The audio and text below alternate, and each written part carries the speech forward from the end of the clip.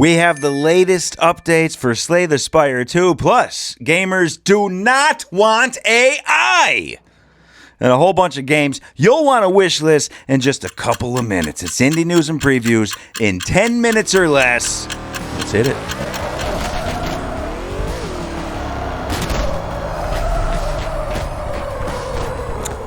What the hell is Nintendo doing?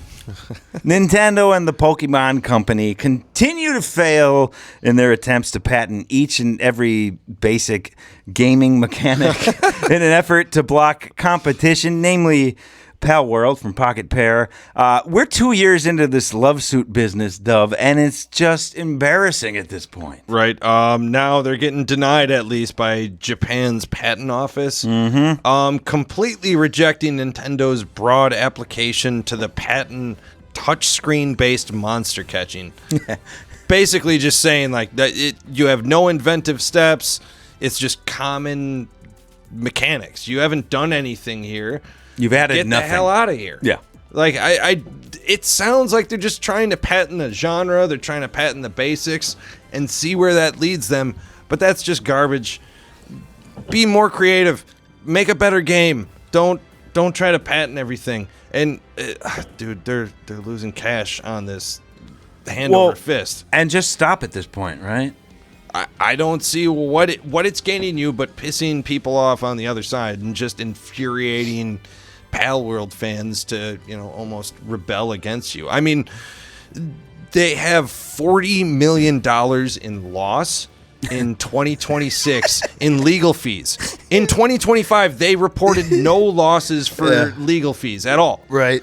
What does that tell you, man? Well, there you go. It's another embarrassing loss for Nintendo. Oh, God, and idiots. The Pokemon Company, and there you have it. I just wish it would end. All right, Please. Dove. Yes. 2 games, 1 indie, 1 AA, with 2 very different opinions, and I want you to break it down here. AI or not AI? That is the question. Whether it is nobler. No. All right, please, for the love. All right, let's start with Far Far West. Came out of nowhere to reach the top of Steam's top sellers chart at launch in late April. 97% positive reviews for the chaotic co-op shooter. Now, on the other hand, we have in the works the sequel to Lies of P, the 2023 Pinocchio Souls-like from AA Studio NeoWiz. One's going one direction, one's going the other. Well, Far Far West is taking a stand and saying, like, there should be no generative AI in games whatsoever. But then they still put a caveat on, like, well, it's understandable to have it in some of the basics of, research or, like word processing, like office-type stuff. Yeah, in life. In life, yes. Sure. But there's a clear distinction with creative AI. And that's where even there might be some kind of shared, approach here with NeoWiz, but they're hiring someone for a creative AI position. However, they're saying flat out, this is to put placeholders in games. This is to bridge the gap. This is to start research in that subject. Does that mean there's going to be AI art inside of Lies of P2? I don't think so.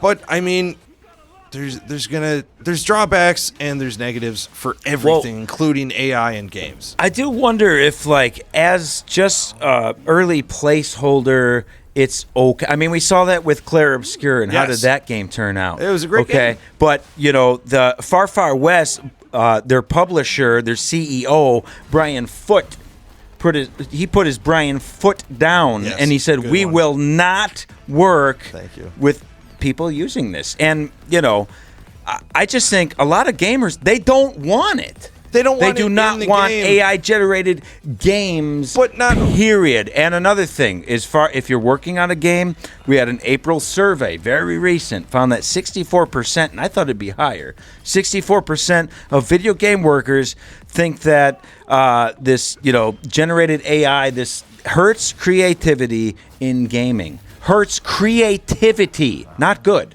Right, but I also think, with a lot of these single A, these solo devs, or just small teams rather. The devs who code are not always great artists, but maybe they can talk to an AI in a way they can't interact with a human. So when they still hire an artist for their game art to get their, to put their graphics on someone who's really good at that, and they take care of the behind the scenes stuff, maybe working with AI as a placeholder helps them translate the idea in their brain better to that artist for that artist to then get an idea of what they want.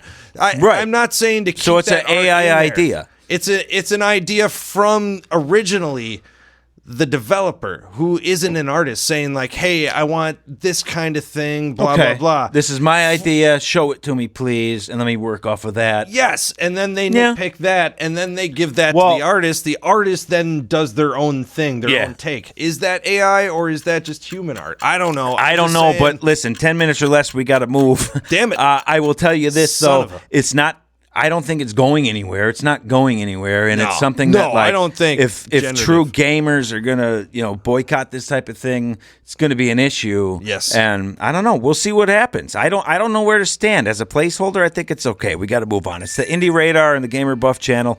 Jefferson and Dove, say hello in the comments, like the video, and subscribe to discover more indie games. That's what we do here. All right, since March, Dove.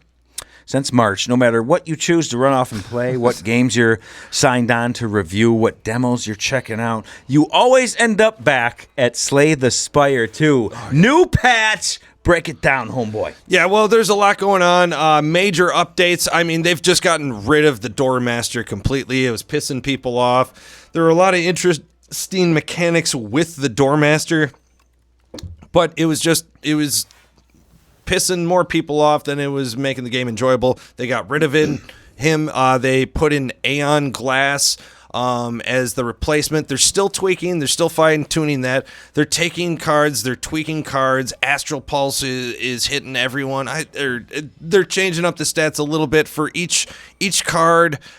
Still tweaking the relics.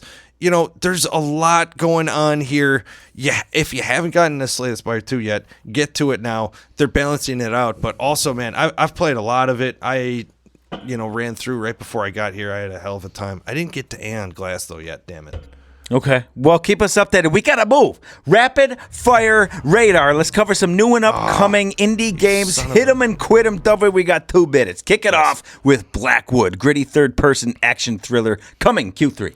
Yeah, this is Jefferson in the late 2000s, early 2010s, running a video store during the day. Then by night, you're an assassin. He's got all the trimmings in the back shop. Yeah. You can pick out your crazy setup on Amazon, dark web, or whatever the hell they're going on. You get to do some badass fighting. Looks fantastic. Sounds fantastic. Moving on. I'm ready for this one. Inspired by Tony Hawk's Pro Skater with a 90s art style and soundtrack. Launching June 1st. Freefall 95. Yeah, man. You're falling out of an airplane trying to avoid the crap in the way. It's really interesting. How many points can you get before you get to the bottom?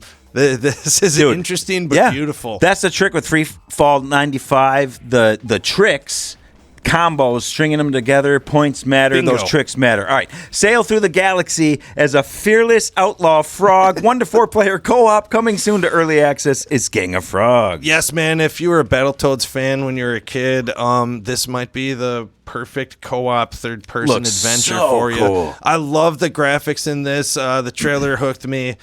This one looks amazing. I think if they nailed combat, this could be great. You don't want to be a frog. Maybe you'd rather be a rogue assassin coffee bean. Yes. Open world, first-person, third-person shooter, early access, June 8th. Killer Bean, go real quick. Oh, man, I'm just in love with these types of games with the slow-mo, gun-fu style mechanics.